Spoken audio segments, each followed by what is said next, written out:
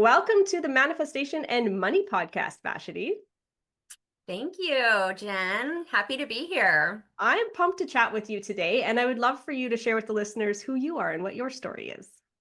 My name is Vasheti Kiros, and I work with nonprofits, and I've had quite a journey to get to where I am, and it has taken me a lot of manifestation to be able to survive my journey. I'll start with that. Yeah, survive my journey to be here today and to be with you today, I'll say.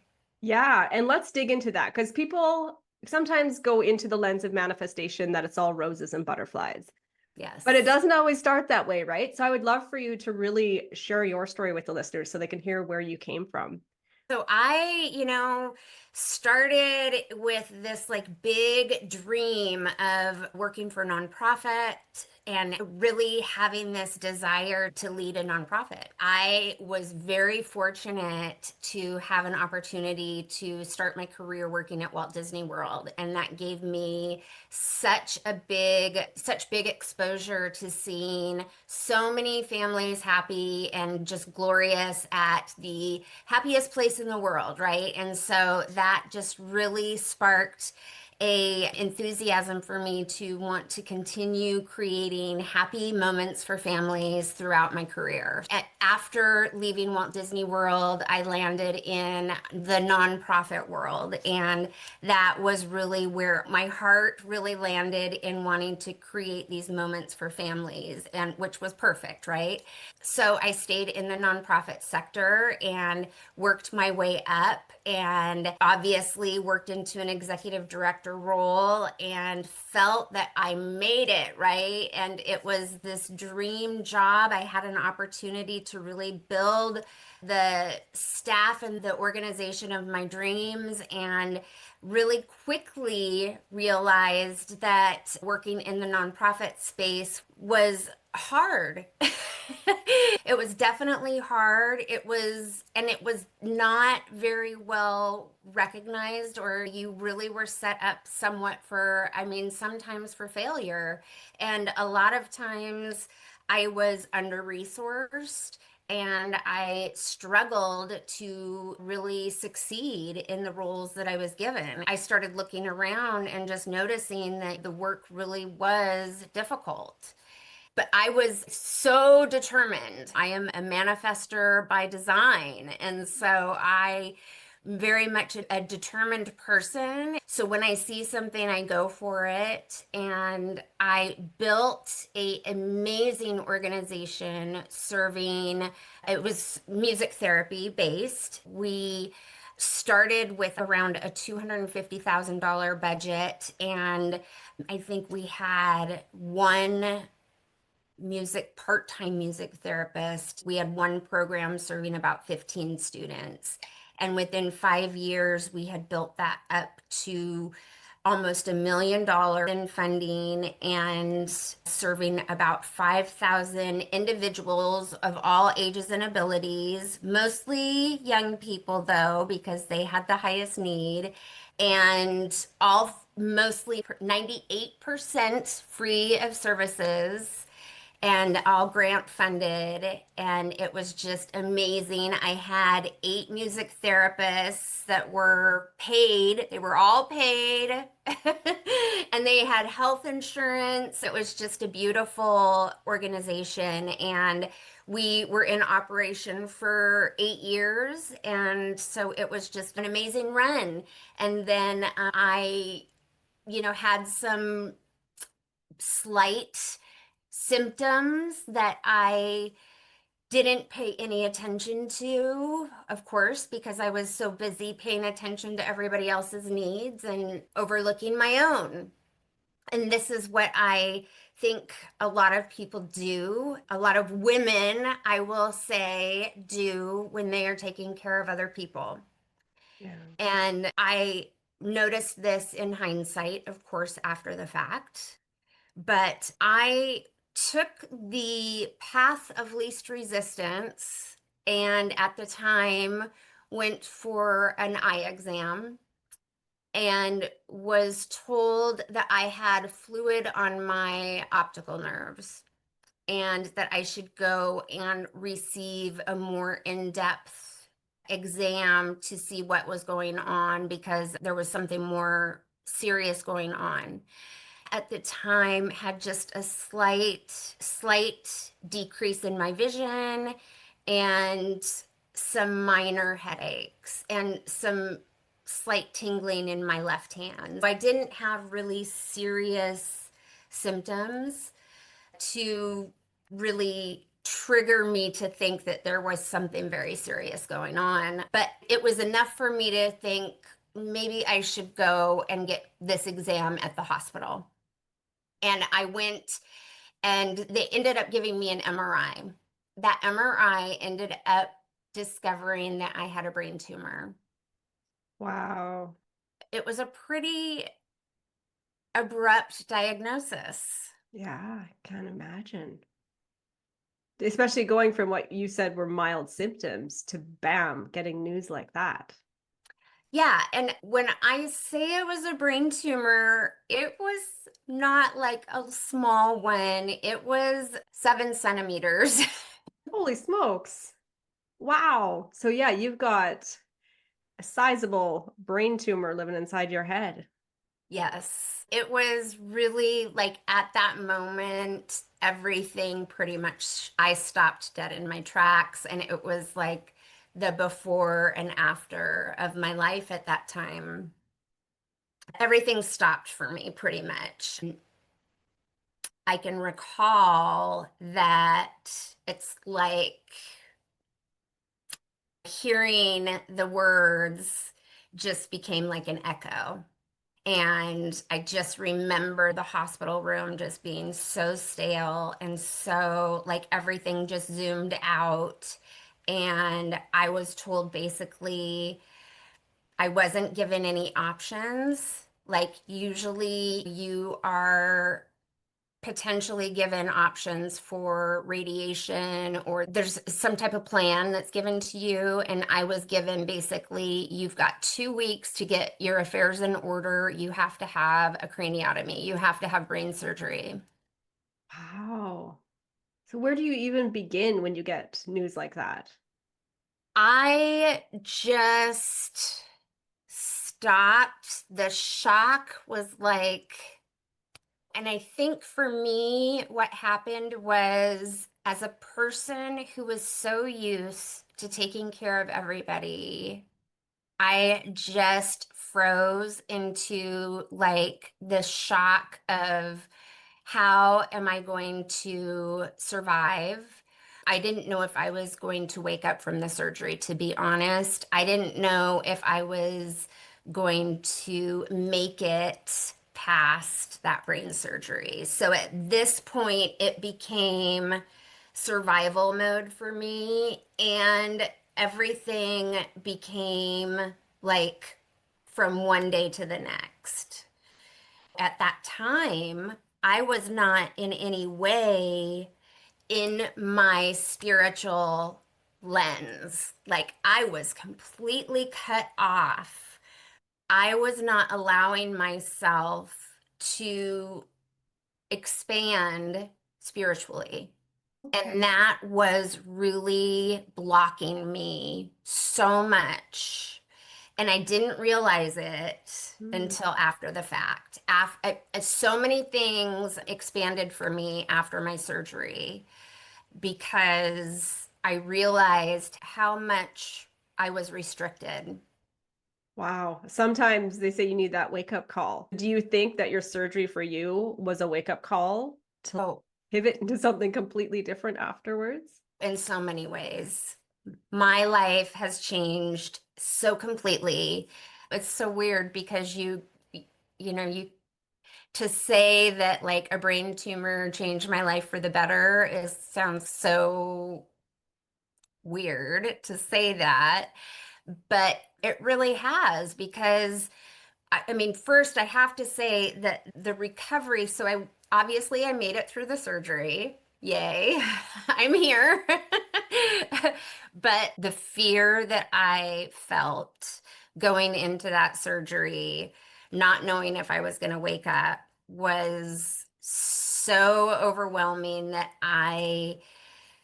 like I said, the shock, the fear, all of the things. Me and my husband had to have my cousin come and take notes for us because both of us couldn't process. For anybody listening, if you ever go through something like this, have somebody go with you to take notes for you because you will need that like grounding and sounding board for you if you're like in this state of shock. And then but after the fact, I never asked about recovery. I never asked because it like happened so fast. Mhm. So, and that recovery part, that like lasted 3 months. I had to learn like all of my basic skills. I had to learn to walk, to talk, to think cognitively. And the recovery still is with me today. I have chronic daily migraines as a result of the surgery. I will never be the same again, so these are things that I live with as a result of the tumor. I did have a reoccurrence and I had to have proton radiation 2 years after, so in 2020. And that was fun. All of these things that have continued to happen. And, I think the biggest part of this occurrence or this thing that has happened to me is acceptance and coming to accept what has happened to me, learning how to adapt to the things that I live with now and Mhm. the ways that I have grown as a result. And so I've grown so many ways. I have learned that my worth is not based on my output. That is like the number one lesson. I have opened myself up so much more to my spirituality, which I thought I had to like wear a mask before in my workplace and hide that I was a spiritual person. Mhm. And so hide that I was into astrology or hide that I was a manifester and hide these things. And so now I'm like, hey, this is me. And Woohoo. I wonder too, you hear stories like this and you hear yeah, you're doing the things, and you're hiding pieces of you, and how that can manifest in your body as a hidden brain tumor. You are hiding pieces of you, and literally you are growing something inside of you that is also hiding from you. Yes. And how once you can be yourself, typically the body can be free of so many more diseases because their body is not in this place of not being at ease, dis-ease, right? And that what can come from Right. that. So now that you're embodying, Your like you said, used to authentic hide your self. authentic self, because I used to be like that. I called myself a closet manifester, right? It's part of who I Yeah. am. So now that I could just talk about it and people are curious and have conversations about it, I'm like, this is a way funner way to be, because you're able to have authentic conversations with people because you're being you. You're not just this Right. shell of who you think you have to show up as. Right. Yeah. And for so many years, I felt restricted. And I felt like I was leading from with behind this mask. Mm-hmm. In, hindsight, like I said, I look back and I, I mean, I was not my full self. And how could I be the leader, the full authentic person and leader that I desire to be if I am not authentically feeling that within myself? And if I am not authentically feeling full and fully who I am for me. Right.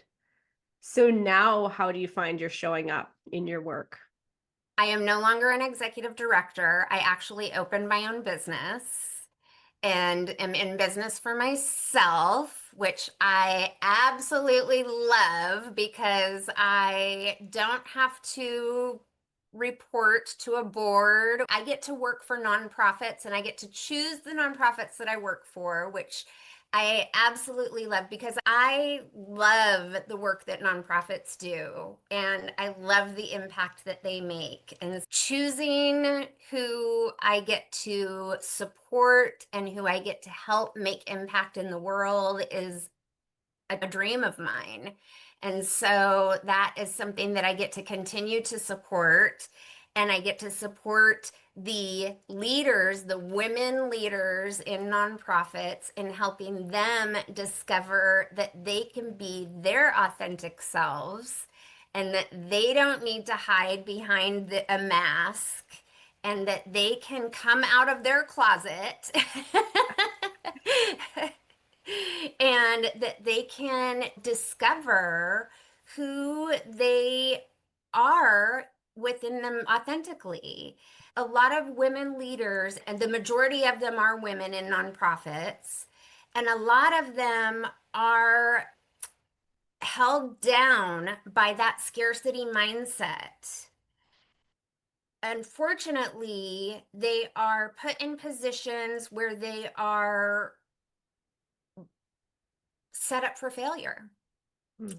And they need that reassurance. They need to know that they are worthy and that they do have what it takes to be able to bring those dollars in to support the projects that they are working on. A lot of times they don't get the reassurance that they deserve.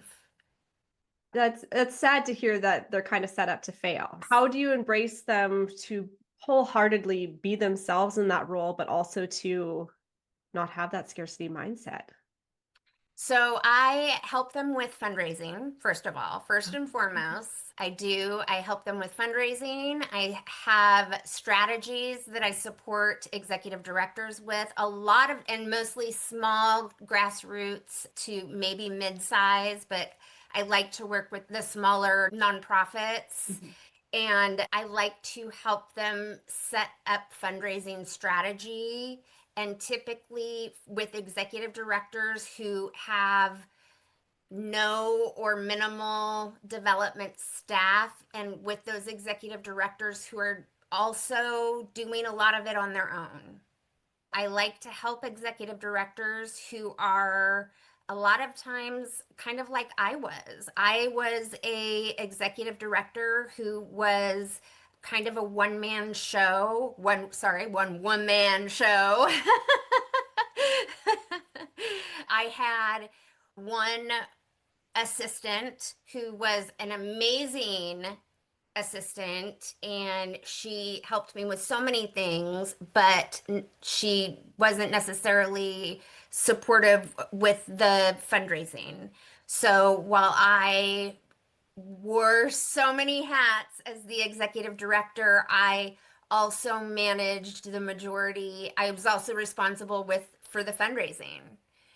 And so I had a team of 8 music therapists, and I was responsible for bringing in all of the dollars to make sure that they received full-time pay and all of them received their benefits.